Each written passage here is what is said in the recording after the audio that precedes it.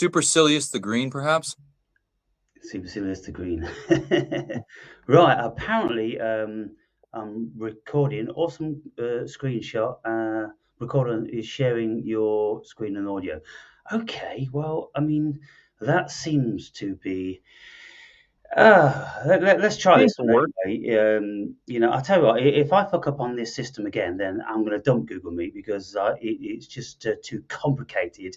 Um, It's become unnecessarily convoluted, and I know now it's not because of me aging. I know goddamn well it's not that. It's that it's just becoming so, they want it to be so overwhelming, such a surplus of information. yeah, Bog you down, don't be a human.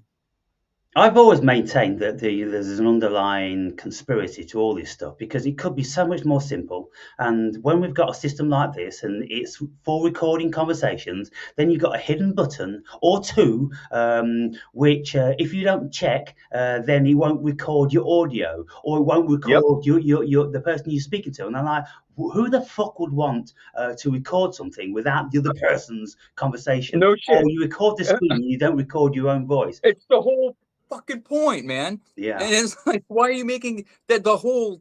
What I get upset about is like we live in a world of solutions, rabidly looking for problems in order for profit motive, and that's the only time anything gets done. And the primacy of the economy and the human endeavor is pretty fucking disgusting, And it's like stripping all the good, beautiful, and magical from this world. Yeah, and it bogs us down in this endless, repetitive loop shit. How many times do I come onto the computer and it's logged me out? How many times do I have to log in to my PayPal Oh, or to Christ. my Google or to fucking any other package to my email? Everything's logging me out all the time, and then it's wants me All the to have time. these secret fucking numbers. And then it's like, 2FA. you've not got your secret number. Now we can't trust you. And it's like, Yeah.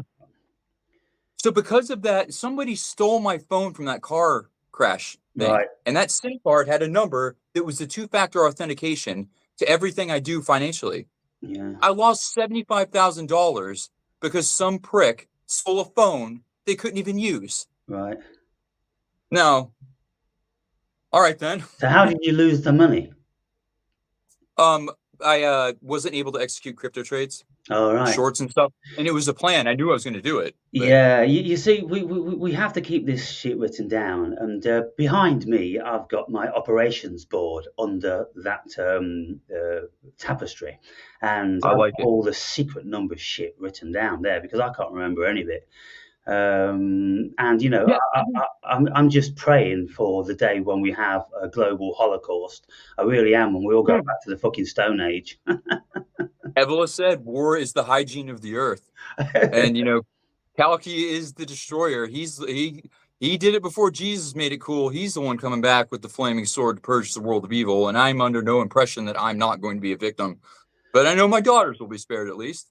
Yeah, well, when we get embroiled in this stuff, of course, we are becoming vulnerable. The more secret numbers we've got and the more dependent we become on this stuff, the Yep. more they've got us exactly where they want us, the more they can taunt us and traumatize us and threaten us and all this sort of stuff. So I really do try to keep it down to a bare minimum. But It's hard. it's impossible to get outside of it But because we do need these phones tracking our every yep, movement. Because everything. if you want to fly, if you want to leave the country, then you gotta have a photo of your boarding pass, and you gotta have something for them to download. Is it you? Is it really you? But the thing is about Yeah. it, it's not asking, is it Um, me? Is it us, the human being? It's asking, is it no. the gadget? Are you Is this it gadget? unit number? Because Yeah. the gadget that they deal with, they don't deal with you, the human being. They deal with the No. fucking gadget. Everything's so impersonal. I remember when I was young, my father worked on F-18 flight simulators. He worked for General Electric, did nuclear targeting systems for submarines and stuff. And even then, I actually got to fly against a colonel in an F-18 full flight simulator. I loved Top Gun as a kid. It was Yeah. crazy. But even then, there were the little cubicles of drone operators. Now, that was back in 1995. What is it like now? I can only dread. And yeah, just the constant filling of our mind of this unnecessary complexity. And of all things, and some people in your audience may recognize this, but the ending of a video game of all things is this man named Hideo Kojima. He Metal Gear Solid series. It's about, a super soldier, PMCs, all this fantastical stuff. But at the end of Metal Gear Solid, Sons of Liberty, 2001, predicted this entire situation. Right. The man's like a prophet in a video game, strangely enough, as it sounds. And Mm. maybe one day I'll send that to you. Yeah, well, I mean, I can't stop thinking, hypothesizing that we are already in a video game because everything is so identical to a video game. The cosmos Yep. appears to be created out of the same stuff, binary. It's just zeros and ones. Everything can be replicated, and look at how advanced they are now with God. all the AI tech. I think within, like, let's say 100 years, they are going to be replicate exactly what the human being is, as far Oh, as it's coming this sort sooner. of stuff's concerned. They can replicate this, no problem, and I'm pretty sure they'll have holograms that will look human as well. So then we ask ourselves, well, are we human now? No, I don't think we are. Exactly. This is why all of the things I'm speaking about. This is Maya, this is illusion, and all that sort of stuff. People on this planet have known this for thousands of years, and if Yeah, people can't even give it more credence now when we can see everything is being replicated, if they can't just consider I 100 know. years or two into the future, then what will it's ridiculous because we're obsolete. We're almost obsolete now. um, Yeah. But then you begs the question, well, without a consumer base, who sells stuff? Because the real conspiracy is the same thing that's been since the dawn of the agricultural revolution is one asshole figured out, oh, hey, he's a weak bitch, so he's not going to be at the top of the hierarchy where there's the strong, the wise, the best.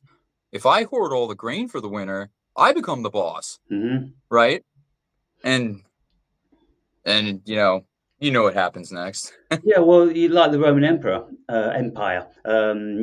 with bread and circus. So they'd have the circus, which was, of course, all the shit that went on in the Colosseums, and Mhm. then they would issue free bread, and so that then created a level of benevolence as far as the man in the street was concerned, because Daddy was looking after them, with the free Yep. bread, and so Oh, Christ. but they took it from the people in the first place via their tax Yeah. system.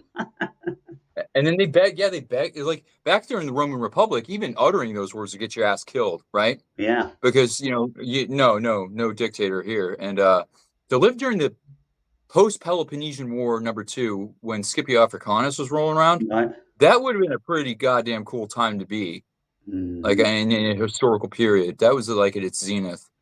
And then what happened after. Well, I look at this day and age, and I'm speaking to Mr. Nobody, and if he's having a bit of a whinge about the state, I'm like, look, we live like kings.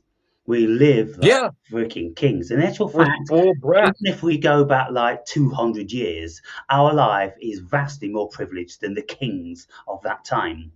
And so Yeah, I when can we buy I can buy play that, dried beef from the grocery store. I mean, from a convenience store. yeah, They would be eating the rotten version of that, yeah. right? A king. So like that's pretty sweet. And I like that about your observations the last go around before you had your gap.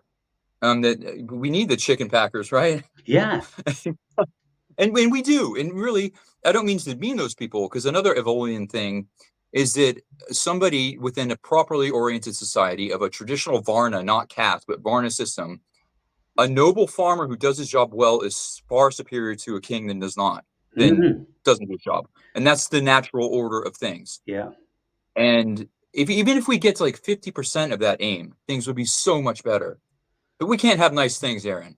Yeah, and so when in the bygone days, a whole lot more than I do these days. I was poking fun at the Muggles and the Husks and the people and all the rest of it, chicken packers, and but one day I just had a reflection, and it's kind of like, well, look.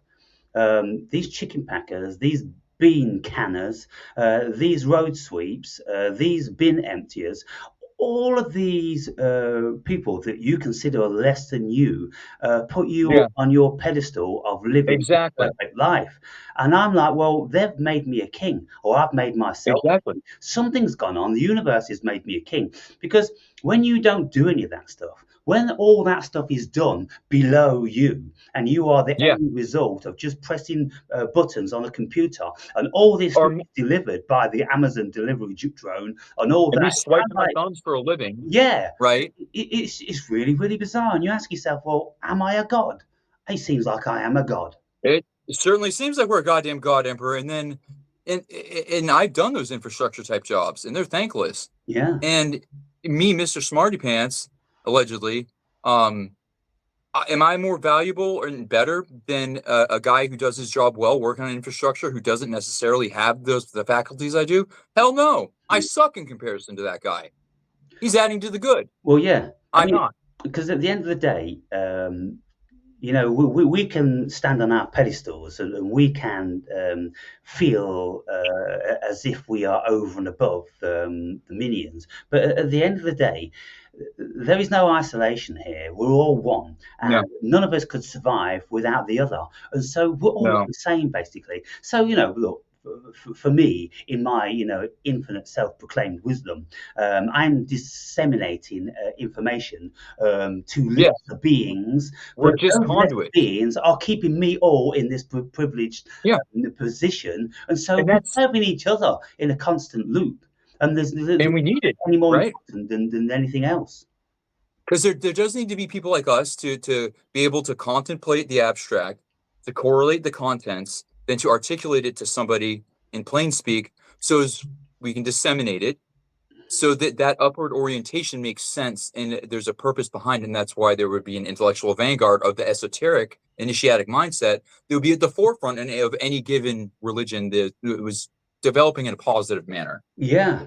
And so when I'm reading all these books that I'm reading, and I've just like I was reading um, Peter Kingsley's Reality. Well, if you can see that, Yeah, right? yeah. I read it three times Hey, oh wait, before. no, no, no. This is the only book I need. I got it's just I don't want to hear I've any hit of that. 66 books that I need. Yeah. Well, when I first read that, it made a remarkable impression upon me, whereby I considered, and I remember making a video about it, it was the best book I've ever read. Then the second and the third time, it evidently suitably impressed me. This time around, it's not impressing me at all. In actual fact, Yeah. it, it's given me the opportunity to look down again on these great thinkers. Because look, Parmenides was around allegedly 600 years BC, and he Hmm. wrote this stuff which is absolutely amazing, but nobody could understand what it meant. And so No. Kingsley now, he's saying that all the rest of the scholars, they have got it all wrong, and what he was really Oh saying yeah. is this. And I'm like, well, look, if this person was so brilliant, so genius, it's like the Bible. If it was written by the hand of God, you would have thought he could have Yeah. made it idiot proof.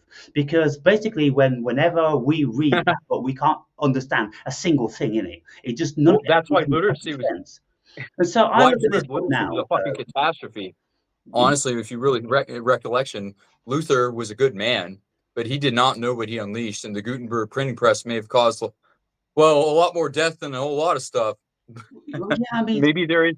it is Um, so bizarre when we look at things and we try and read things and we can't make head or tail of it. So what I've done with my book is I made videos even a couple of months ago saying, look, is there any purpose to keep going back, thousands and thousands of years trying to interpret these ancient symbolisms and these ancient scripts? Oh, they meant this or oh, they meant that. And how many oh yeah. times in the Bible or the Quran do scholars say, no, it's meant to be this or it should be that? I'm like, look, How the hell would you know? yeah, Are you in that exactly. mindset? Are you Exactly. in that culture? Yeah, I mean, it's absurd.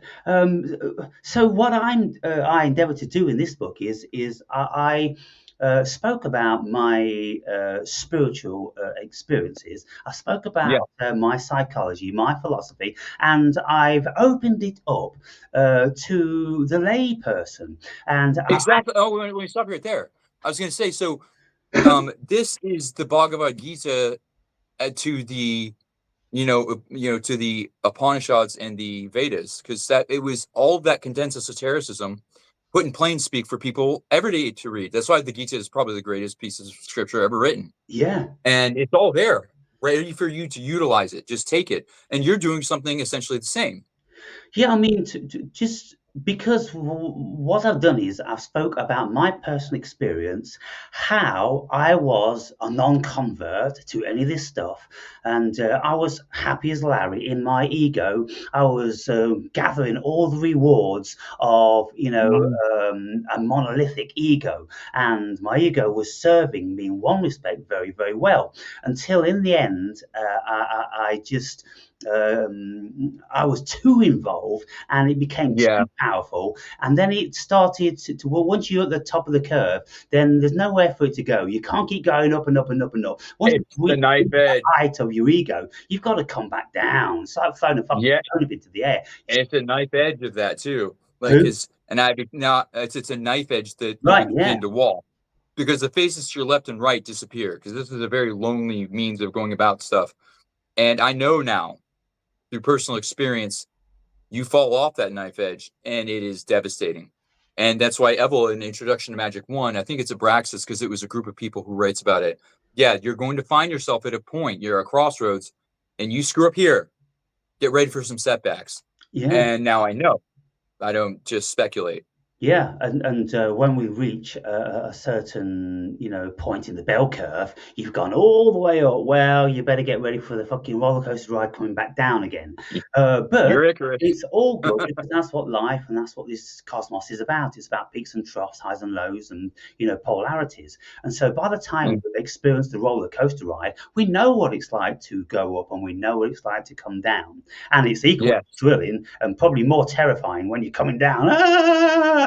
And all this stuff. And so Yeah. in my book, I'm putting it plain, and I'm telling people how I've done these out of body things, and the It's very easy to read, not in a demeaning way, but it's sophisticated, but also very easy and accessible. And this is the type of book people need. I've You I've know, hoped that it was written in prose. I mean, there are some big words in there, but it's an educational. you need big words. You need big words, yeah, to Use our express fucking things. language. And what I did in the early stages of my development, I was always reading two books at the same time. I was reading Yeah. the book I was reading, and then I had the reference book, which was the dictionary next to me. And this was in the day before Yep. I had a laptop. And every page in this esoteric stuff, I would have to write down about 5 or 10 words that I had no I do clue the what same they thing meant. still, Yeah, because through etymology, I've learned more than any other yeah. mechanism Yeah, easily. and it was only last night that I'm listening to Jordan Maxwell, and he's saying that people, you've got to understand the language, you've got to understand the words, because if you don't understand the words at their deepest root, you don't understand anything. You've got to go back And to the root of these words to see and what. then they can be weaponized against you because you're too much Yeah, of a dipshit to even pay attention. And that's how modernists. That's how they weaponize language, and then they destroy things. And it's so much easier to destroy the beautiful and the good than it is to build it up.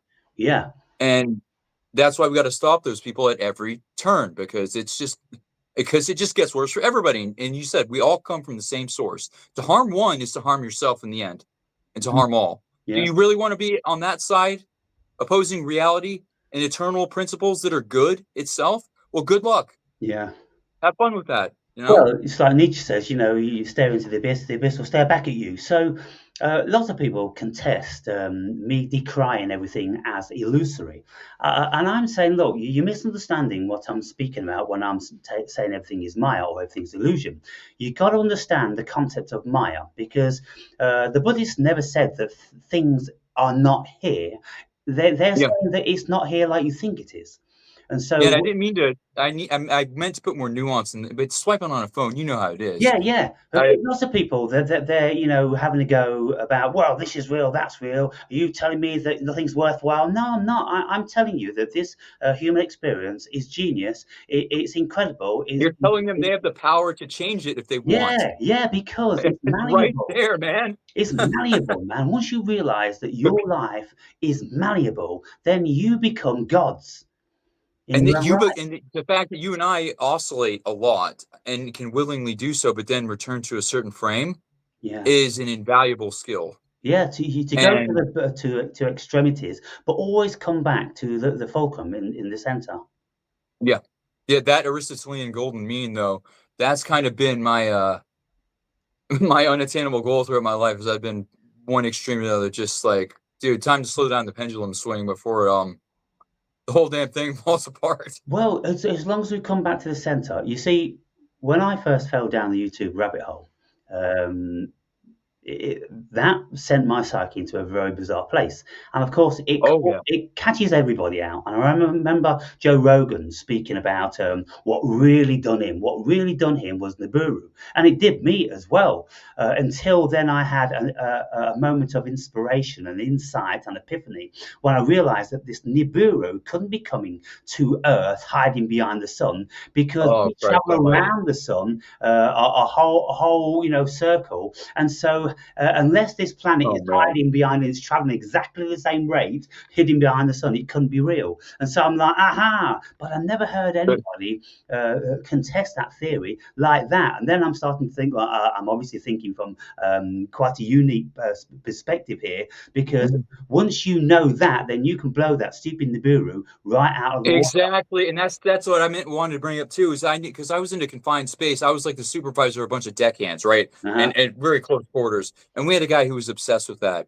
And it's like in this fringe, and you're in your audience, there are people who probably believe the Earth is flat, that there's lizards shape shifting, all this stuff, right? And they may be true. I doubt most of them. But what does it change in your world if the Earth is flat? Then, well, you're going to fill that void with another conspiratorial addiction. How about we instead stop guys from fucking kids? And then we can talk about lizard people. Yeah. Would that work? Yeah, You yeah, know? yeah. Yeah. Let's stop killing each other. Let's stop making millionaires out of anyone that builds a prison and then pays the court Oh, yeah. to fill it. There's a whole billion things that we Oh, should be doing before we start man. getting concerned whether the world is fucking flat or not. Yeah, because your world doesn't change regardless. It doesn't matter if we live on top of a tortoise. Your existence is not going to change. Yeah, So recognize you have an addiction. Everybody does. It's okay. Everybody out there. If you think that all that dark shit that's lurking in the corners of your mind makes you unique and you're to be ashamed of it, trust me, Aaron and I probably have inhabited that very same corner. There's nothing to be ashamed of. You're accepted. We understand. It's okay. and the thing is about what these flat earthers always say, why it's so important to them. Well, it's because they've been lying to us, and we're going to prove it, and we can prove it. And it's like, well, we can And then prove what? that they've been lying to us with a million other things which are much more And the easy and reasonable to And the say. chemtrails thing. They don't need to poison your ass through the air. You willingly stuff it in your gob. Yeah, Use Occam's razor sometimes. Like you will willingly stuff it in your feed bag into your face. Did they really need to throw? yeah. Are they really needing to go to these extremities to be able to beguile you, when all they need No. to do is put a silly idiot box in your living room, and they can do it as simple as just knowing how your brain, once it slips down into a little bit of a relaxed state, which is the alpha Oh yeah. state of the mind, then they can hypnotize you with shit all day long, and then they can get And the you running around chasing trinkets. in the dopamine whirlwind. Yeah, And then you go get the junk food because that hits opioid receptors. So you got a drug dealer in every store end cap. yeah. And man, over where you guys are at with your food supply, oh my God, it was great. Just Mhm. every single little gas station had something great that was much better than what you find here. So Wow. you eat the junk, you get sick, go to the doctor, get the pills, get sicker, back and forth, Yeah. and then well, that's the way to That's hell right there. That's the loop that we get caught into if we buy into their shit. And I'm not immune. Yeah, and you know, we've all bought into it or buy into it at different levels because what can you do? You've got to buy into some of it. Um, Yeah. and you know, that's just how it is. But then once we rise ourselves up over and above that, into the realm of everything is one and it's all God Yeah. consciousness and you are God consciousness and you just have Yes. to crack and it's just a dream in any case, well, you know, there you go. So this book about this reality book with Parmenides, what Parmenides was saying apparently in all of his riddles was that this world is Maya, and so you know that was the underlying fundamental message of 2,600 years ago, you know, and probably the Hindus, you know, thought about Oh it yeah. much, Hindu. much earlier. You know, Must contend that word for most people. Hinduism is a made up British term. hmm It's not a religious faith. no, well, it's And just it is people that not came out of exclusive Indus to the Valley. Indian subcontinent. Yeah, and it's like so Sanskrit, for example, it is not related to any indigenous language in the Indian subcontinent. hmm Its closest cognate is in Lithuania. hmm And it just so happens that Lithuania was the last country to be Christianized during the Baltic Crusades. But so they have a lot of Ramava, their pagan celebrations, and they look suspiciously like the ones you'd find in India. Isn't that weird? It's an Mm. Indo-European language. Our ancestors spread that thing from northern India to Ireland.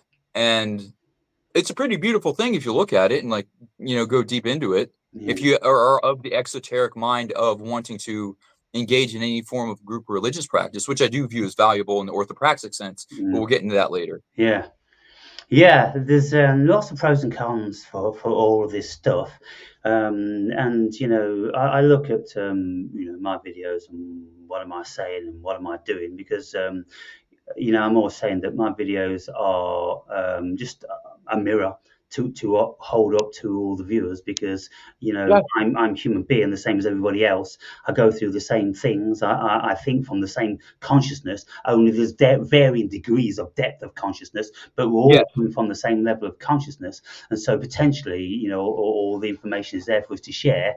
And so all I'm doing is just holding up a mirror and going, hey, you know, which part of this do you want to accept and which part do you want to yeah. deny? If And you many want people are to just deny so anything, then you're afraid in of it. denial and you need to look Yeah. closely at what you are because there's The obviously, path of self-deception, that is the yeah, hardest lie there's to something break. that you've not grasped. No, and like it's all right there for you. The collective use the stupid phone and actually turn it into something of a smartphone. I Yeah, implore you guys. as its namesake, to turn it into And a. that's why, like in this fringe of the fringe, we're gonna find everybody's gonna have a substance abuse problem. I've been through occult orders and stuff. There was one really legit hardcore one I won't name, but they were for real, and it was a good thing. But then invariably you're gonna find just alcoholics, sexual deviants, just broken people, and they need a place to fit in, and that specialized knowledge makes them special. And then you know how it goes. Yeah, And so invariably, that's going to be a lot of your audience. And I just encourage you guys just at least go out, put your bare ass feet on the ground, get some sunlight, maybe do a little bit of exercise, model what Aaron does, being a well-rounded individual. And I took the Greek concept of being a warrior, scholar, and an artist very seriously, starting at the age of like 7. I strayed from the path a bit, but when I follow that, life is so much better. yeah. Yeah, and so there's a bit in my book where I'm speaking about how uh, very, very hard exercise takes you into the kingdom of God because it purifies your body into the Oh state yeah, where it was designed to be. There's a certain level of vibration with the human body and mind, and it's a form of ecstasy. When you are in it, when ecstasy. you Thank can you for run saying that. endlessly and your heart Another is Odin thing. pumping and your blood is flowing and you are 100% oxidized or oxidated, when you are in this realm, your mind and your body is functioning as God created it to be, as the universe created it to be, then you are in ecstasy every single second of each day. Odin is not the god's name, or Woden, because English is always proper. It is the best language, period. Um, so Woden means the inspirer of ecstatic fury, essentially. Right. It's just one of 100 some titles because him being a shapeshifter. We don't know his real name. Um, but I just I was curious about do you have the runestones in your or staves in your beard at the No, moment? Okay, I was just curious which ones they were. yeah, Because the only because clue. in here, and I've got the tree of life in one of them. Okay, It got to. is bronze, a bronze tree of life. Um, Nice. there's a regular But rune, and then there's a bronze tree of life on that one there, don't they? oh, nice. Okay. Yeah, Yeah, well, so because most of the rune lore people assume comes from the Vikings, and that was a profession. A lot of people think that they were like these savages wearing like animal skins and stuff, when they're actually quite dandy to yeah. the point where they wore scarlet suits, had nice mustaches, and were like wooing English women post conversion. Hmm. And a priest even wrote to the Pope that these tall, handsome, well dressed Scandinavians were stealing their women because they thought bathing more than once a week was vanity, not the Vikings, though. Yeah, but that those the Viking runes, all being emblematic or symbolic sigils of the power of thought, and And the voice, they're essentially a periodic table of the numinous, if you were to yeah, look at it that way. yeah, And the most lore we have comes from England because there's 33 rune staves in that alphabet, and it's right. far more fleshed out. That's why Anglo-Saxon paganism was the best. And it's so curious how they derived at 33, 33 being, of course, a very, very powerful number. 33, Number of bones in your spine, yeah, and the years in Jesus' life, and 3 times 3, 9. the levels in the Masonic rites, and all these things. Yeah, Yeah, 9 especially is just it's so peculiar how and 7, 3, 9, and 7 and how they appear perennially throughout a lot of mythology. yeah. It's so interesting. How can you be bored? Oh, that's why I say I've never had a single moment's boredom in my whole life. It's astounding how people can be bored. Uh, Or loneliness? but it's obviously when they don't think, and they are just given to stimulation, and they need stimulation, and unless they are stimulated from the abstract, then they aren't satiated within, Yep. and their mind thinks that they're bored, but they're not even bored, they're just not thinking at all. They're just there's a void that they have not filled, but it's right there for them to grasp. If you Yeah, just all these things all asked about face, because one thing can mean X, and the same thing can mean Y. And whenever we look into the answers for everything, we always find ourselves in the Schrodinger's cat thing, because it's unavoidable, because it is and it isn't at the same time. yeah, It will yeah, and it paradox won't. on paradox. It's the paradox. It's the paradox of the cosmos. And so, when anybody has any deep-rooted beliefs, and whatever they have an allegiance to, well, if it's right for them, then it's right, and that's all we can say. Because the right There- and wrong stem from our individual states of consciousness. I don't. And I don't have any allegiance with anything being right or wrong. because you don't take it on as a part of you. You are not your ideas. Yeah, That's the problem. Is people accumulate this in that void that they don't even know exists, and like they cling to an idea for 20 years, and to let it go would be to die a death, or maybe even suffer the death of a family member, and their ego cannot withstand it. It yeah. will shatter. And I that's why I guess the greatest and only gift my mother gave me was raising me in a non-religious household, letting me make up my own mind and read too damn much. Hmm. Um, and yeah, so thankfully I never took that on, and I was always very malleable in that and open to new things. Um, Yes. what was I going to say though that you just reminded me of something really cool again? Yeah, just so lately, especially, man, you've been on tear with like getting my mind sparked up.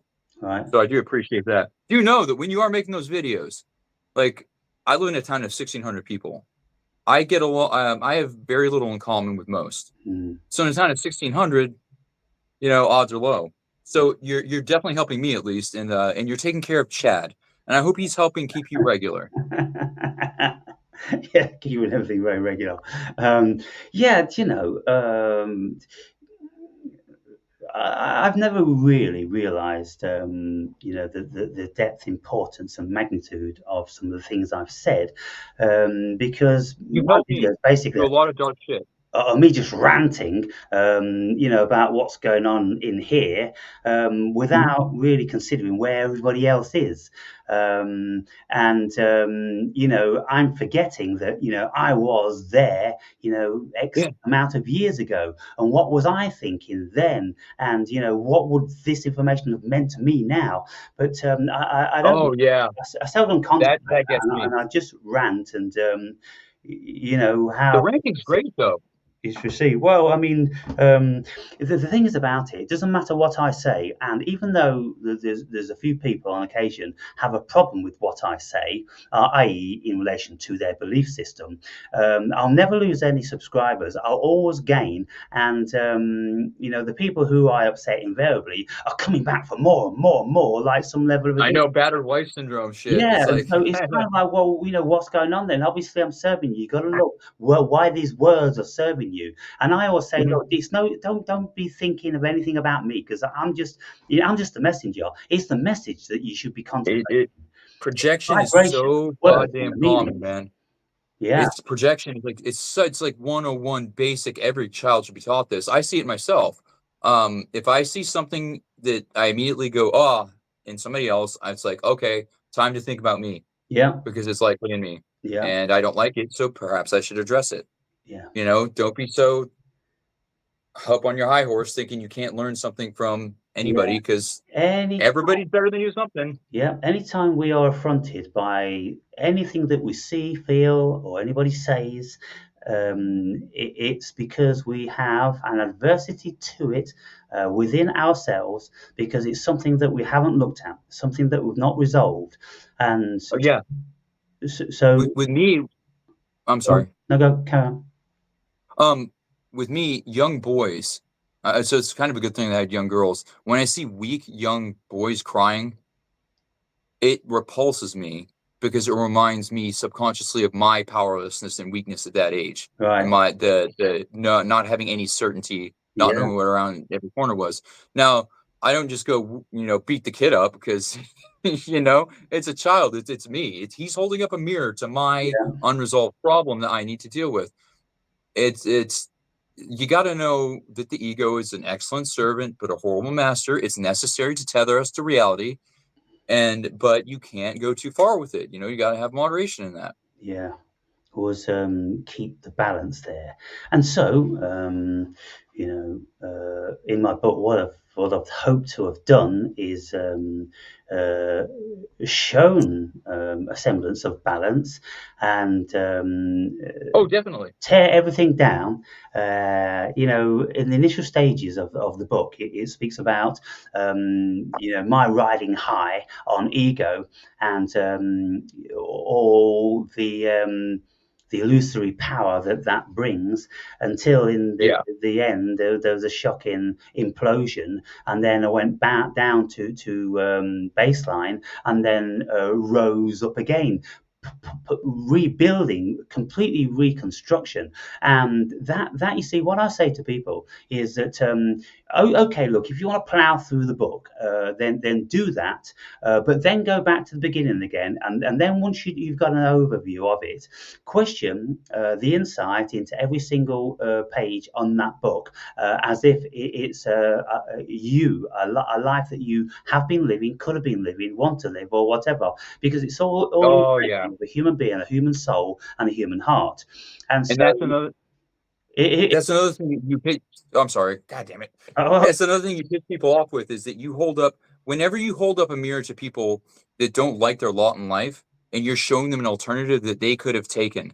That is one that really pisses them off. yeah. That oh man, maybe I did waste my life doing that. Hmm. And so that'll those types of people are very hard to help. Well, I mean, it's never too late. That's what I say. And No, it isn't. people send me emails telling me that they were Christian, but now they're not. Thank God, and how they, are very appreciative of the videos and the message that I'm saying. But then, of course, I get the obverse, how it's only through our Lord the Savior that we're going I to be know. saved. And I'm like, I don't need to be fucking saved. God doesn't need to be saved. You No, no, know, and like I grew up in the American South to a degree. I'm not really from anywhere, but that's where I played high school hand egg. Um, and an American football puppy mill where people went pro, yeah. and they were all hardcore evangelical or Protestant heretics. Yeah, And so I grew up around that type of stuff, and they are just like that whole idea of sola fide and scriptura and no acts. That's where the Catholics got it right, because this notion that you can be an absolute and utter pile of filth, but if you just believe near the end, it's yeah, all good, bro. yeah, No, yeah. no, that's not how it works. And so that facet of it, I mean, you mentioned that in one of the comments, the whole Paulinian perspective, because Oh God, yeah.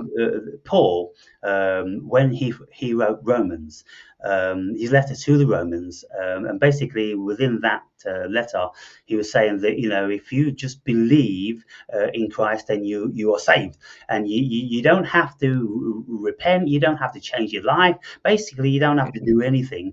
No, All just you have don't to think do that is, I'm is filling a power believe. vacuum here. Sorry. Don't think that I'm just trying to fill a power vacuum here with my head movies. Disregard the people who actually knew Christ, Yeah. and the Gnostics, immediately kill them, you Yeah, know. and for somebody that never actually knew Christ and didn't, have first-hand experience, it's all absurd. Everything is absurd. And when you look at it as a logician, you look at the Old Testament and you see how the Old Testament really fucked up because nobody was interested in this bullying, manipulating asshole of Demiurge, Jehovah, Yeah. or whatever else anybody wanted to fucking call him. Um, The uh, volcano, the cock-gobbling volcano demon is a good word for him. yeah, and so then it's kind of like, oh, the New Testament had to come along, and even that didn't work entirely until Paul came along and then had a look and think, well, look, we're still not getting through to these because they are sinners and they love sinning, and we're never going to And we get need the them out of their mob. sinning. So let them sin, but just let them tell them through their belief, then they will all be saved. And that's it now. And so that's the hypocrisy. That's what I'm always getting at, Julian. Oh, It's the hypocrisy this of these gets even people worse. who think, who believe in that Paulinian thing that you can do anything you fucking want to walk in the footsteps of Christ. No, you can't. You can't. Because No, you can't. even if Christ didn't exist, even if it's just a serving example of the perfect human being, if you are going to find this peace and the God within you, which Jesus Hmm. spoke about, then you have to Yeah, walk and act like him. And I tell you why in this book that is so. Because when you yeah. walk and act like him, you purify your mind, you You're there enter already. then into your kingdom of God. Because Jesus said, truly I say to you, the kingdom of God is within you all. And I, in my book, show people explicitly Yeah, how to it's find that. so fucking obvious. Yeah. It's right there. It's whoever wrote his lines in certain sections of the book obviously did a pretty poor job, you know. But yeah, it's all the kingdom, and you can see it. As I commented the other day, you can see it in the child. And I now, having personal experience with it, I know the difference between that state of consciousness and its absolutely brutal alternative. And at that low of that polarity, when you get out of that, if you're lucky enough, the average boring day becomes spectacular, you know, Yeah. and that's where I'm at now, thank God. And so, many of my videos, I'm being facetious and I'm really wanting to rile people by proclaiming I'm that way too, I man. am genius all the time. We were internet trolls just in our soul, even before the internet existed. Yeah. Yeah. I'm my own troll, I am.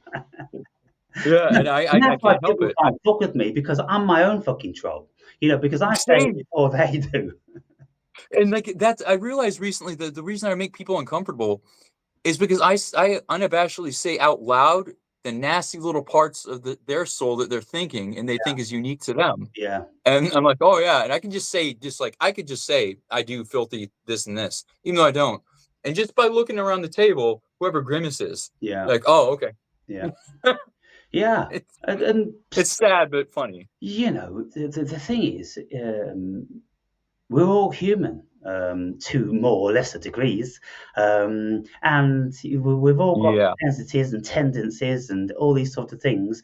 And I think this is why, you know, comedy, real comedy, which is dead now because people can't sell this stuff. But when people Oh, I were know. pointing out all the stuff that we so wanted to say, we so wanted to hear, but due to even in the bygone days, you got a level of political correctness. People just wanted to say this shit, and then when a comedian said it, everybody was It's relieved all good. because it released them from all their Yeah. pent up But fucking. I have, however, achieved the goal of using racial and homophobic, even though I'm not afraid of them, slurs and epithets in every workplace I've ever been in. It's Yeah, just been a milestone, yeah, just establish that. There's no hatred. It's just words, man. Get yeah. over it. Don't give people your power. It's Well, it's just pathetic. perceptions, just fucking, that's it. But yeah, I mean, if we look at the world and religions, and we ask ourselves, is the Homo sapiens the wise hominid? Um, if they were as wise as they think they are, then religion would have been obsolete a long, long time ago. But they're evidently not as wise as they proclaim. Yeah, I mean, I even put this in a comment today in on the channel, whereby someone was saying, um, "Well, if God wasn't so stupid, then why would He say this or say that?" And I'm like, "Well, you're assuming that there is a God out there. You're assuming that you're not God, and if you, and you're assuming that if there is one, you can foist human yeah." fallibility and put words in his mouth, which you'd think would be hubris on the level of worthy of damnation itself. Exactly, but they don't even think on that level. Yeah, But then yeah, if yeah. we turn Thinking. it around and go, well, look, God didn't create us in His image; we created God in our image. And if you just settle with that, then the game is over. It's all over because everything that we're Okay. projecting up into the sky is a Mhm. projection of our own wants and desires and failings and all the rest of it. You know, So that's euhemerism. That the cosmos stems from our creation. mm, And when I meant to talk about orthopraxic versus orthodoxic religion. So with Pauline Christianity well, and the explain those Abrahamic. concepts to the viewer before you Yeah. proceed. So an orthodoxic religion is concerned with what you think as well as what you're doing. And it's very nosy and it's very moralistic and preachy, as it tends to be. And it was used as a controlling mechanism. Although there is an evolutionary advantageous part to it, because religious cultures will destroy, secular ones, no problem. But back to your the Christianity and the hypocrisy is that as it went north, and there's this book called The Germanization of Early Medieval Christianity, and even a cursory glance through that thing, you will see political compromise after political compromise all the way to the west, to the point where they couldn't even take the goddess's name out of the holiday Easter, Right? Aostra, right? Yeah. So orthodoxy is very concerned with your thoughts and that controlling mechanism, that fear mechanism.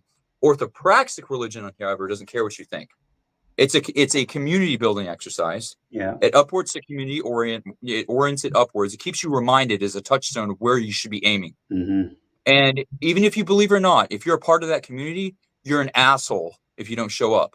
Yeah. It's not that you're going to go to hell. You're not being judged. God always walks with you and loves you, but you're just a prick.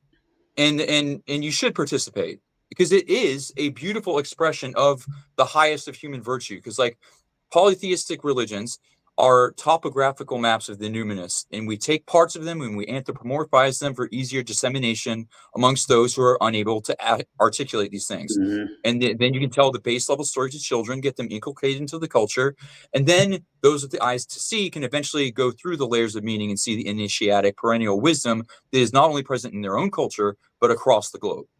Yeah. And that is the difference. And it doesn't care what you think, right? It's about what you do, and that should be what is of prime importance, not what you're thinking in your head on the electric chair after you molested kids and murdered a family. But you're saved just because, you Mhm. have that little get out of jail free card. No, it doesn't exist, asshole, and you're going to be weighed and measured Yeah. Um, mm, by very, your own. it's very complex and convoluted.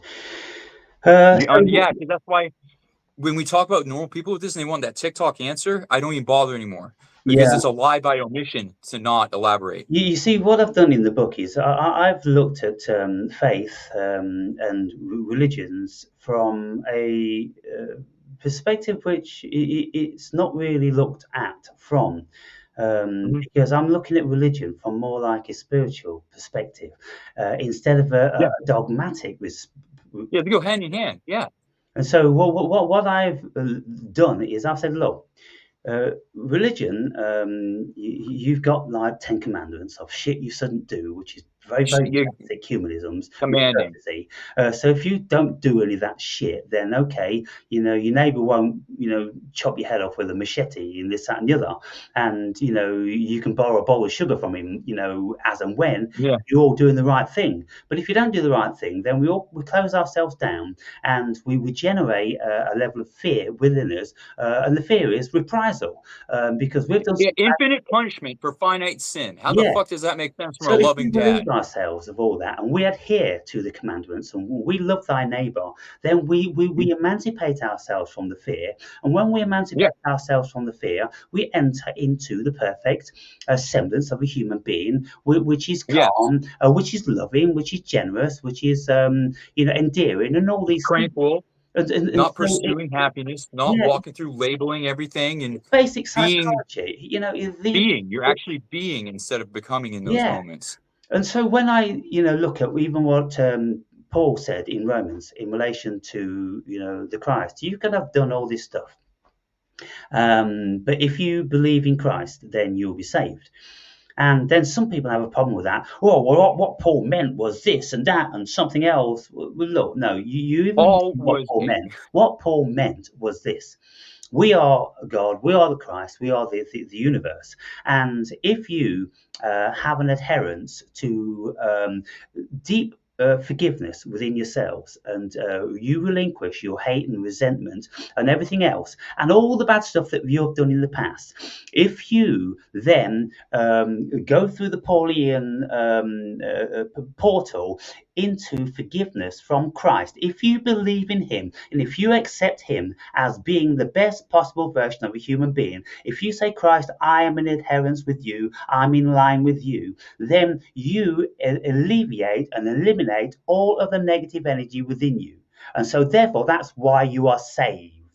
And yes, other because people might not have an adherence to that. They might not want to accept it if they've been a paedophile or a murderer or a tyrant or all these different sorts of things. But it's not about what other people fucking think. It's about what no, you think and how you act. And if you, having been a murderer and tyrant and dictator and all that stuff, if you have peace with yourself, then you enter into your kingdom of God.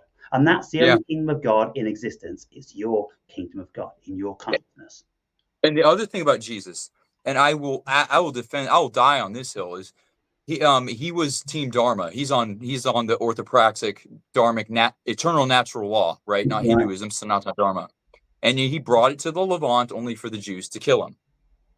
And that's the end of that. But who visited Christ? Who were those three guys? The Magi, right? Yeah. And a lot of people don't even bother to think beyond, because most people can't read beyond the title of a research paper, let alone the abstract, let alone the faulty methodology, let alone the Bible length conflicts of interest. Magi was the Persian priestly caste, the Brahmin, Hmm. where the word magic comes from. That was a dharmic faith. They viewed Christ as the coming of a sociant, as a prophet. Now, there's a whole lot of, it's not just when there's smoke, there's fire. There's like a blazing inferno of evidence that Christ went east and that he may have been genetically of Abrahamic, those types of people, but in spirit, no, absolutely not. And Paul was a devious, nasty little shit that was filling a power vacuum in Rome, and he took advantage. And that because he knew he could whip up the mob. That one is, I'm sorry, I've got this stupid thing on the camera, and the so resurrection of the Christ. Oh yeah, okay, yeah. right. I think I may have ordered that one at your behest, but I don't know how clear you can see this because I've got this no, stupid fucking background on. Then it doesn't. yeah, It keeps the making resurrection of the Christ within you. Yeah, because Christos fire, right? the second coming of Christ, right? Yep, Right and it's by alchemical. Paramahansa Walking on Yogananda. water. What does that mean? Water being feminine, being the symbol of power in alchemy. Oh, the man standing on top of the water, he has transcended. Now he must descend to become the Red King. Man, it's just Yeah, right there. it's all metaphor. It's all beautiful, Yeah, beautiful. scriptural literalism. That's the other thing Now let Abraham me just brought. speak about this book for a moment. This is Yes, the and I will not interrupt. second volume, Mhm. and they're both equally as thick. And this is the best religious book that I've ever read in my life, because it's incorporated all human wisdom. Second to that one. Second to that one. Oh, sorry, I'm sorry. But it's incorporated the whole corpus of human wisdom, and it's such a gripping and an amazing read. And albeit it's speaking about Jesus all the way through, it's speaking about the philosophical Jesus, about the Yes, Christ, the Christos, in the the fire. metaphor and everything. And it's absolutely amazing. And in the first volume, I had to make a video on about every page. And so now I've just started this second volume. I'm going to be doing the Isn't it same. amazing when you find a book that you can get so much information from one page that you're so yeah. Damn, I lost my train of thought. But so what you're talking about though is basically that was my gateway into all of this was perennial philosophy, and that is touching on that the many paths up the same mountain prerogative. Hmm. And Rene Gagnon and Evola is really good this way because he's a strictly no BS type of dude. And his political leanings aside, and while they may filter in terms of hierarchical perception, his spiritual works are really phenomenal. And if you're able to grasp the entryway is the Grail mythos, because that was a pagan thing too. They Right. stole that. Yeah. And only Eschenbach in the 15th century. And then if you get that, then you get his book on hermetics down. Then once that clicks, all of that alchemical literature that makes no sense Yeah. then does. Hmm. And you're free to run. But all it's doing though is telling us the same thing. It's just Kundalini yoga in weird language, Yeah. so they don't get burned to death. Yeah. Yeah, and at the end of the day, all of this spiritual wisdom and philosophy, it's all roads leading to Rome. That, of course, it is us, and we are the be all and the end all. And so, in Parmenides' his writings, the same as in the first couple of pages of that Paramahansa Yogananda book, they're saying the same thing. We are the cosmos. Period. My guru is Yeah. Yogananda. That's And then very all the rest interesting. of it is fiction and imagination and illustration and allegory and parable and Mhm. all this sort of stuff. Yeah, We because it's are the ineffable. fucking cosmos. And, We can't explain it in plain speak. You have to express it through mythic language and yeah, symbolism because we just can't speak it. yeah, That wall is there. We just can't say it. Just like the psychedelic experience. You and I can just look at each other and know that we know what we know. yeah, But can we speak it? yeah. To a degree. Yeah, But then well, there's that wall. yeah. Can we convey it? And that's the difficulty. So somebody once wrote that we are only as smart as the prose which we can speak in. Now, if anybody writes a book which is too esoteric, it's too pompous, Purple it's words is too what we call them. condescending, it's too up there in all the mysticism and everything like that. If you can't meet the man in the street on his level, then you aren't exercising wisdom. You may be Nope. And that, claiming that you are, but you're not. And so nope. what I'm doing in You're my stuck in the white and you're stuck in the ego of like a new age Advaita Vedanta yeah, retard. So because of all this stuff that I've read, which was so difficult to comprehend, and because in my life I've become a master in my own right, of my own psychology, of my own philosophy, You're the of master my of the own most important kingdom. religiosity, of my own existentialism, of all these things, Yeah. then I look at all that, and it needs all that before we even begin to understand what's going on here. And so what I've done then via illustration, I've used illustrations as from my experience, and I said, look, Hmm.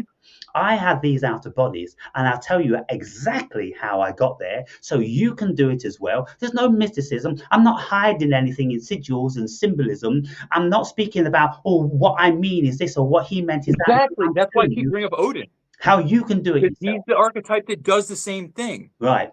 And that's why I remember a couple years back, I said I feel a great commonality with you and your temperament, and now I've regained my faculties to be able to explain it. It's through that archetype, Hmm. because if you can't bring it back and share it, why are you doing it? Yeah. You know, And and you get to find out through the crucible of consensus reality amongst normal people if your subjective ideas and truths are of objective value. And when you hit on one, it is a beautiful thing, yeah. and it is incredibly rewarding. Yeah. And so I was tired of listening to people's stories of astral projection, of listening to people's very, very wanting descriptions of their psychedelic experience. And for every 100 story I listened to, there was less than one which actually gave any real information. And so I decided that look, Oh, I'm man. going to do this astral projection thing. I'm going to make videos of every single step an hour of the way. And I documented it in my videos, and I've documented it in this book. And I'm showing people exactly how I got there. And I'm saying that, one road, isn't the same for everybody. We've all got our own road. But by the time you've collated all different so-called directions from other people, then you put the ingredient together, and you create your own trajectory. And so once Yeah, you you have have to. a fundamental of how to leave the body, then you try it in so many different ways. And then once you've got it, then that's your portal in. And it could be very, very different from anybody else.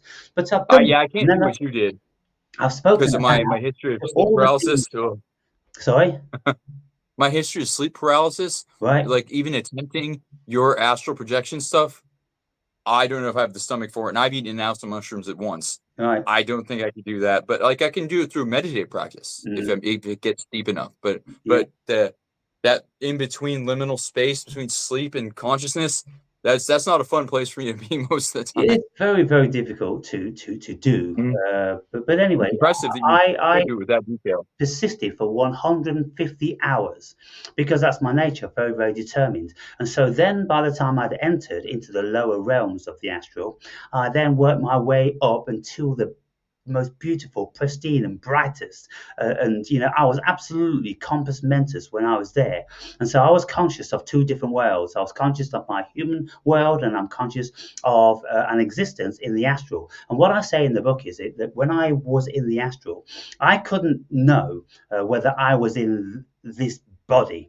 I was in another body, and everybody around me accepted that they knew me, but I didn't know who they knew. What I'd done, I'd gone like John Yeah, Malkovich into the eyes of somebody else. I had entered into somebody else's body, into somebody else's avatar, and I was experiencing their avatar with my consciousness. I absolutely believe that.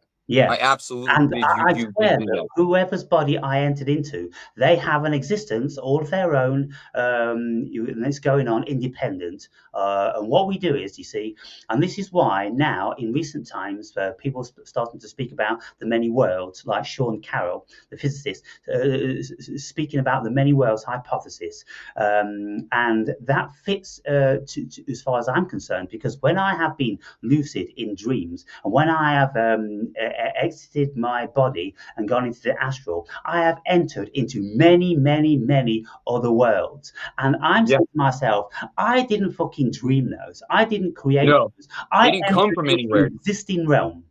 Exactly. And that's where the thing that screws me the most is I know damn well the stuff I saw like on an ounce of shrooms. I had never experienced that before in my life. I had never dreamt it. I had never, there was no input, I believe, that could conjure that thing up. Yeah, And and I do believe that like when you were discussing DMT and I was saying that it's very similar to melatonin, which makes sense because the hyperconnected nature of the brain during sleep, but right. you're waking, Yeah, and that's a wonderful thing.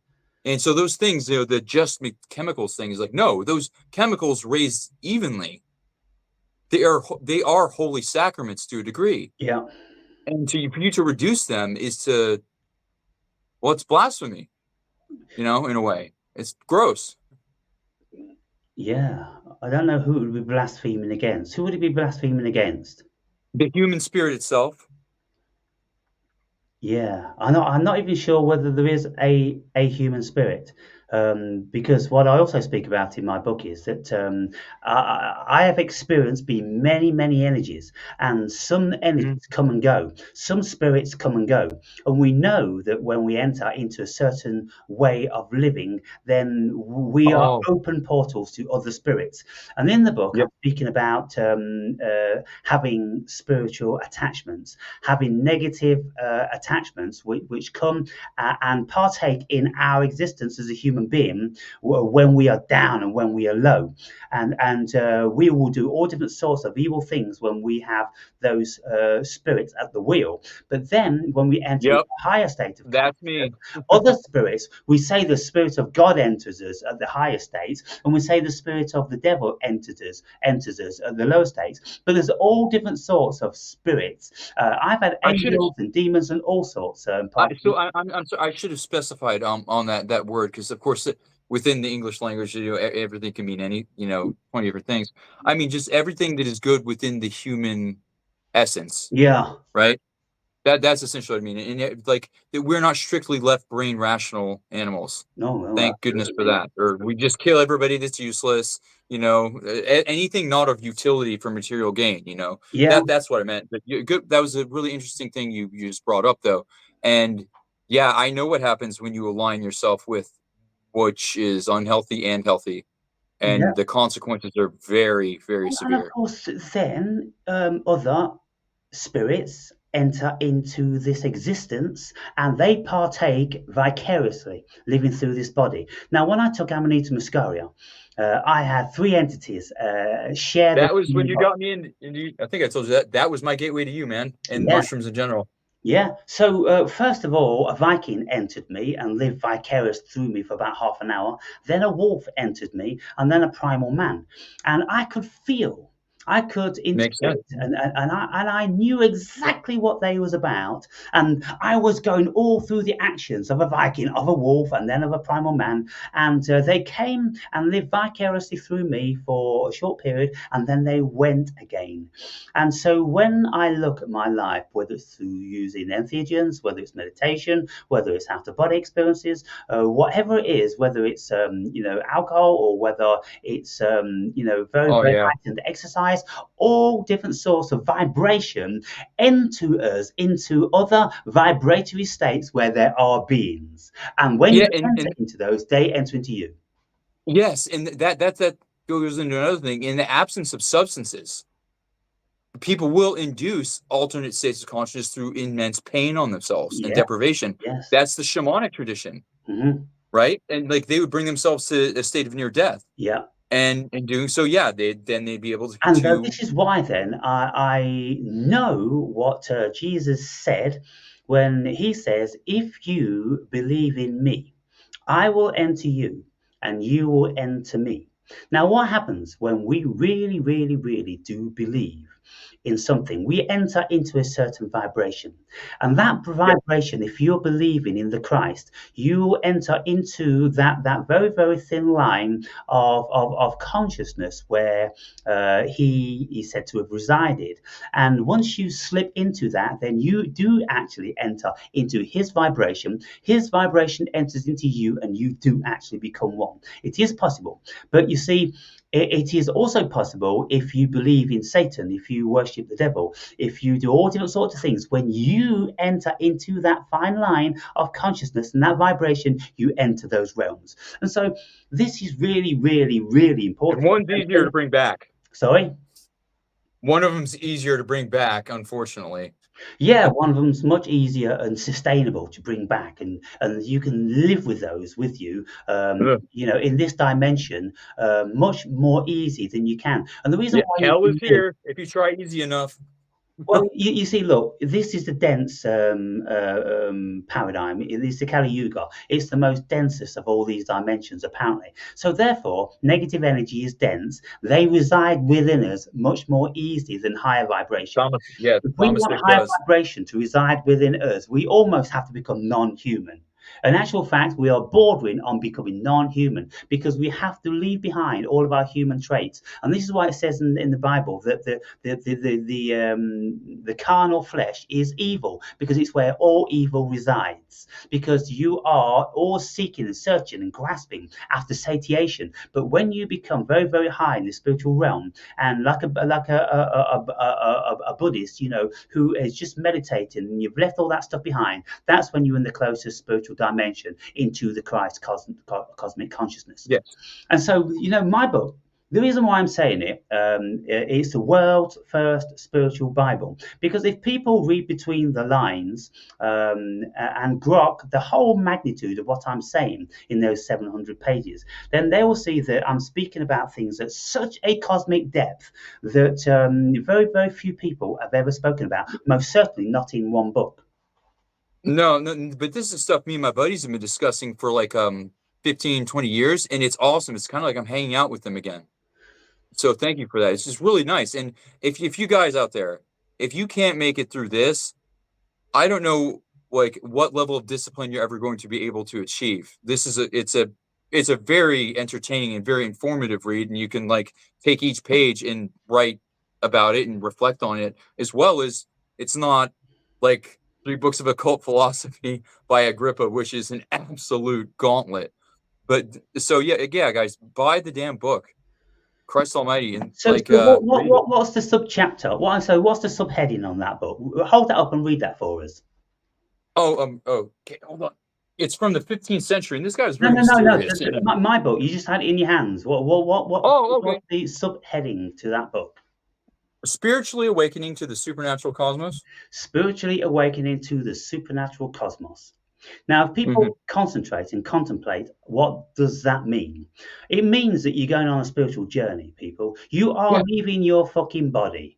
And you are traveling through the cosmos in many different vibratory states. You are still retaining your humanism, a variety of spiritual consciousness, and you're going to go out on astral. You're going to go out on DMT. It's a You're going to journey and go it's out on fun, Amrita. even You're though going it to go can out hurt. on psilocybin. You're going to go out through meditation. You're going to go out through evil acts. You're going to go out through benevolent acts. You are going to be going into all these vibrations and experiencing what it is to be a spirit, because that's what you are. Yeah.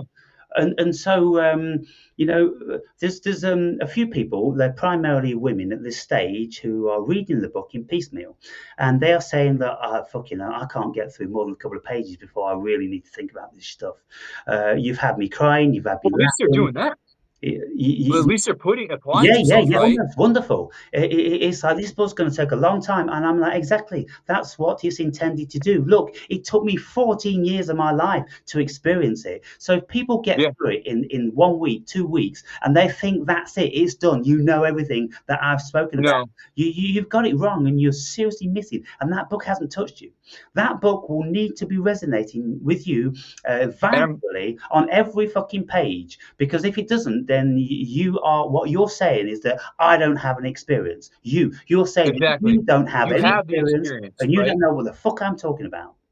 And that's why the guru tradition, I do believe, is a good thing if it's legitimate, right? There's too many fakes out there now, but like, and things can be gurus that aren't people, and this book could be that, very, very well be that for you. And if somebody's out there watching and you're in a really rough patch, there's always a way out, and maybe this is it. Yeah, Maybe this because wakes that dormant part of your mind up. in that book, I speak about crashing.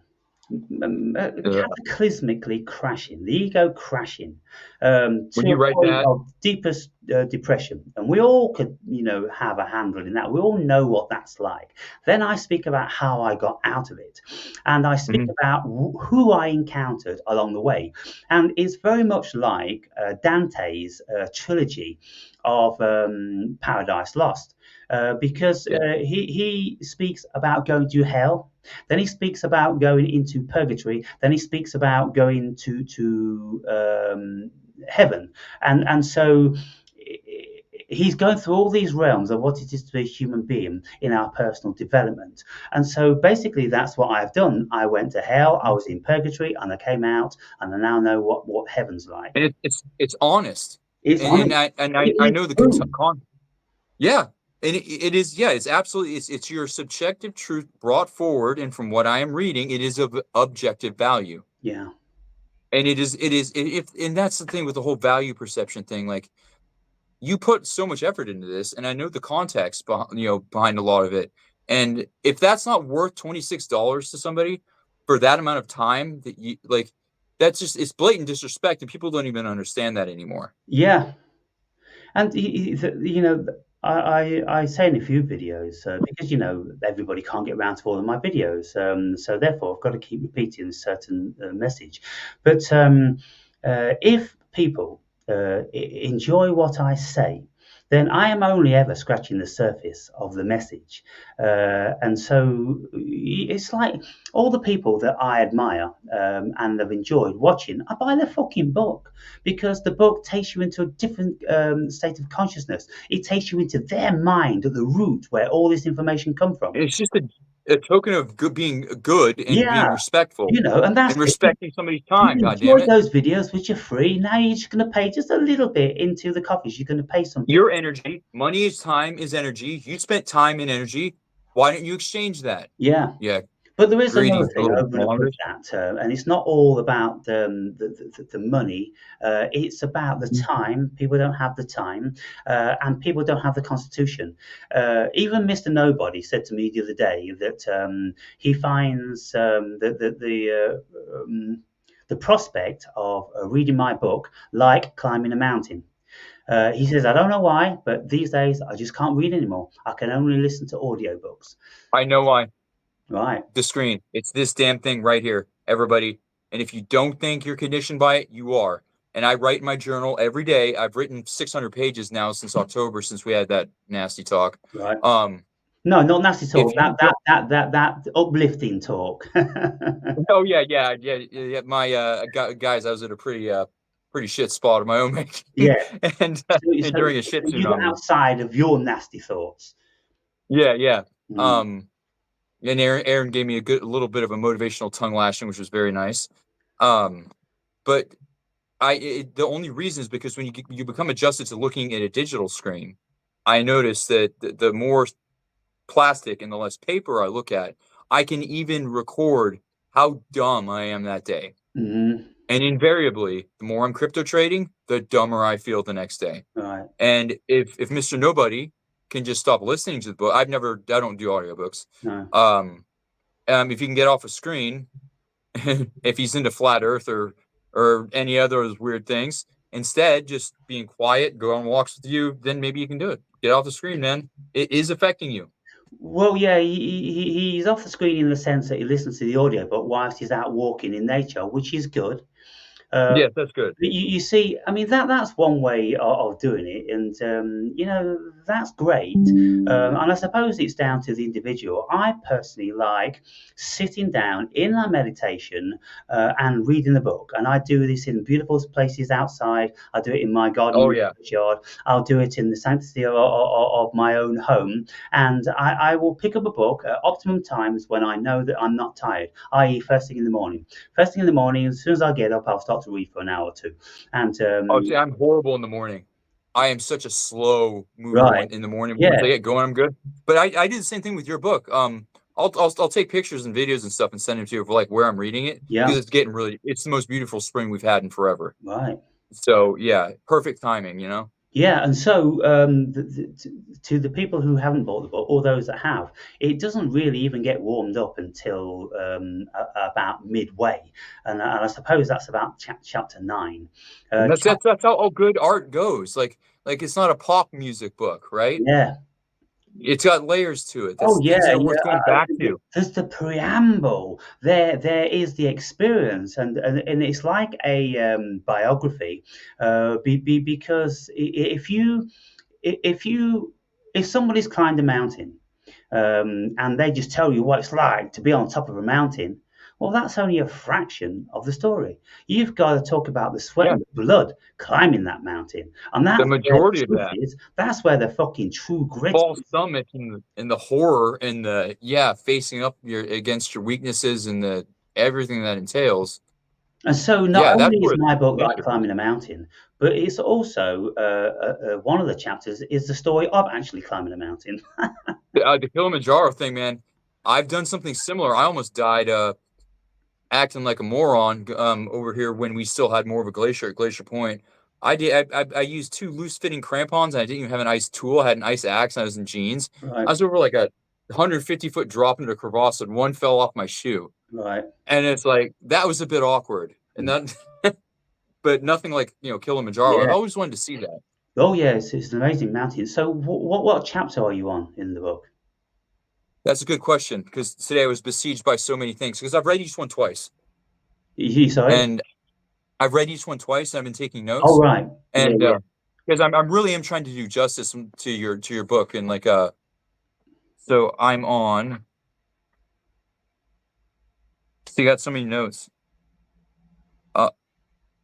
Uh right near chapter 3, the path to spiritual awakening begins because I had a lot to talk about with regards to this other stuff first. Yeah, But I think by the end we'll cover most of it. And then I'm gonna have more free time now that I dealt with something really big today. yeah. Uh and thank God. And because I really do want to read the rest of this as quickly, Well, but as it's diligently as nobody possible. should feel pressured because reading it super quickly isn't the objective. Reading it slowly, contemplatively, like Oh, I've Mark got a lot of doing practice. with his meditations. It's to read. I don't know, maybe one chapter would be good. Read one chapter, then you'll get the essence of that chapter and Oh yeah, contemplate that. that's exactly what I do. Is like to make a silly game analogy. This is because this is real. In the second edition of Dungeons and Dragons, okay, you go out, you kill your monsters, you come back to the town. You don't get your experience points to level up until you've slept on it, Hmm. and it is like that in real life. Yeah, And so I do that like especially if it's something particularly profound, I will sit and sleep on it. And always invariably, it's like when I go back to it's even like when I go back to guitar, if I hit a plateau, I stop, and a week later, magically, I'm much better, yeah. and that plateau evaporates. So that's what I'm trying to do with this. So this Um, whole notion and concept of sleeping on it is really, really powerful because what needs to yeah, happen is whenever we have an experience, our unconscious needs to assimilate that. And so yeah, during the nighttime, our unconscious is like a defragging machine. It's like organizing all of the books in a library. It's putting them all in a sequence and all in order. you're speaking my thoughts. Yeah, and it's uh, making sure that it fully grasps all the information that it's received. And then by the time it's been assimilated and it's all been archived, then your consciousness can retrieve it like a proper librarian who is Yeah, doing her or his job perfectly. If and a you ask for a conscious particular book, integration. they can go and get it immediately. Yeah, but like because you've talked about mastering it as emissary a lot. But you want to be willing that recollection. You don't want to be compelled to it if you know what Yeah, I mean, right? yeah, Yeah, we've got to keep that higher self in the driver's seat. Because the automaton thing, I read that briefly in your book, and it's like when you realize, oh shit, I'm a robot too, yeah, and that's something I've wrestled with for a long time is free will versus determinism, and it I'm finding it very hard to argue against determinism a lot of the time yeah, because I believe we all walk on conditioned ground. yeah. And you may as well make it of your own making, Hmm. not of your antecedents. So yeah, but what you said, it is like it that left brain is very useful if harnessed properly. The ego, as we spoken of before. Yeah, there's one saying that it says that the devil being in the world is very useful as long as we always keep our foot pressed firmly on his neck. Yeah, And so the devil is there to give us a constant reminder of the pitfalls and our failings. But if we take our foot off his neck, we're fucked. yeah. You let that guy in the driver's seat. Yeah. Well, let me tell you what happens, folks. 3 years will suddenly disappear, and you'll look at a project that you thought you had left for last winter. You ask the wife, and she tells you that's 2 years ago, Mm. and that's what you get. And that is a horrifying realization. Let me tell you, you don't want to go there. So if you're near there, that's the precipice. Just don't. Yeah, got to keep your foot firmly on the neck of the beast. But of course, very useful. I mean, and then that's the ego, a metaphor for the ego, as far as I can see, because in my book I Yeah, speak about hell and the devil being the ego, and the left brain, and the right brain is heaven, and God, love, all those wonderful and that things. that's an interesting thought I had just before this. So the scientists and in the materialistic reductionistic, that leads to nihilism, but then they'll engage in this mentally masturbatory thing of DMT machine elves, these cosmic ovens cooking up all this strange shit. But God, oh no, oh, that's a bridge too far, guys. Let's be scientific now, Hmm. right? Yeah. And it's like it's so ridiculous. But then there's I think I think they believe they're searching for truth that we go to oblivion and endless sleep out of wishful thinking. I think it's a faith-based thing and a fear of their own. And Mm. they're projecting that onto those of a more spiritual orientation. And it's because they fear the unknown. Like they say, oh, we're afraid of that unknown. And they're just trying to confirmation bias their way to believing that there is nothing beyond, because that is what scares them more Yeah, but, than, look, scientists, they have the greatest fear anyone could possibly have yeah, because they are so desperate, clinging with white knuckles to this fake yeah. reality. To And reduce, destroy the magic in the world, all that yeah, is good and they need beautiful to through their destroy nonsense. everything just to satiate their ego that there is a real world, there is a real world. And Please, I there's am a gonna real go to world. sleep, right? Once they let go I, of I, the fiction and the requirement of there being a real world, that's when you're going to mhm. look at yourself and you're going to look at the thing that's looking for all this stuff. You see, my greatest bone of contention for scientists is simply this: you don't even know that thing which is looking for the world. That thing which is Exactly, looking for the world is your fucking and conscience. how So you don't exactly, even and know that's your or address program. what that is. And you have your conditioned value system. So as soon as you look at a fact, you're going to imply value, which immediately puts all your fucking bias into it. The peer review process is a goddamn joke. Yeah, There's two criteria: no copyright and nothing blatantly non-factual, and people just hear peer reviewed, and the masses think, oh, in the tyranny of the experts, so to speak. yeah, Oh, just listen to the prophets of scientism, right? yeah. And they have no earthly idea how compromised the scientific endeavor is. The scientific method is perfect and flawless in its essence, but we do not embrace its full essence. Yeah, the beauty of about what's happened in the world in recent times in regarding the old squirty shit is simply this. They maintained that science was God. And very, very quickly, now it's all What is fallen apart because science didn't have a fucking clue what was going on. And it doesn't have a clue what's nope? going on. And in actual fact, what's happening now is the universe, the cosmos, is presenting to the scientists all of the plethora, mountain of information that they didn't have And, a fucking clue and, when they and thought they're they were never in going to know. They can't stand it. Whereas, like us, I'm so happy we don't understand it all, because the mystery is the beauty and is so much fun to pursue. Yeah. That's when I would get bored. Well, why would you ever want to know everything? Oh Yeah. my God, what hell that would be. Exactly. So look, we're up to 1 hour and 20 minutes now. I'd like Mhm. to finish this video and start a new one.